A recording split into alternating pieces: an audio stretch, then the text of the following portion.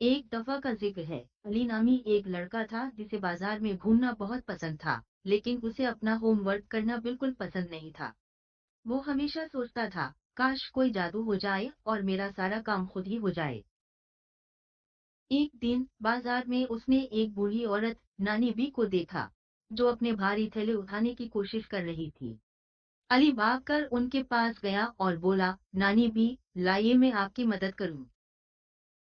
نانی بھی اس کی مہربانی سے بہت خوش ہوئے اور انہوں نے اپنے تھیلے سے ایک چمکتا ہوا سنہرا پکوڑا نکالا۔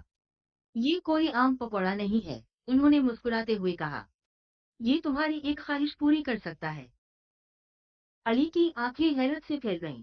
ایک جادوئی پکوڑا! اس نے سوچا کہ کیا مانگوں، کھلونے، مٹھائی؟ پھر اسے اپنا ہوم ورک یاد آیا۔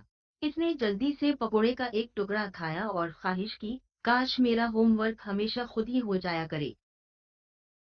جیسے ہی اس نے خواہش کی، ایک دھماکہ ہوا اور اس کے بستے سے ایک پنسل اور ایک کتاب ہوا میں اڑنے لگے۔ پنسل نے اپنی ٹوپی ہلائی اور بولی، جناب، ہم آپ کے کام کے جن ہیں، حکم کیجیے۔ شروع میں تو علی کو بہت مزہ آیا۔ وہ سارا دن پتنگ اڑاتا اور کھیلتا، جبکہ اس کی جادوئی پنسل اور کتاب اس کا سارا ہوم ورک کر دیتے۔ زندگی بہت آسان ہو گئی تھی۔ لیکن جلد ہی وہ بور ہونے لگا۔ جب اس کی ٹیچر نے کلاس میں اس سے کوئی سوال پوچھا تو اسے جواب نہیں آتا تھا، کیونکہ اس نے خود تو کچھ سیکھا ہی نہیں تھا۔ اس کے دوست بھی پڑھائی میں مصروف رہتے۔ علی کو اپنی غلطی کا احساس ہوا۔ بغیر محنت کے کھیل کود میں بھی مزہ نہیں تھا۔ اس نے محسوس کیا کہ سیکھنے اور جاننے کی خوشی سب سے بڑی ہوتی ہے۔ وہ بھاگ کر نانی بی کو ڈھونڈنے گیا اور انہیں سب کچھ بتا دیا۔ نانی بھی مسکرائی اور بولی، بیٹا، اصل جادو پکوڑے میں نہیں، تمہاری محنت میں ہے۔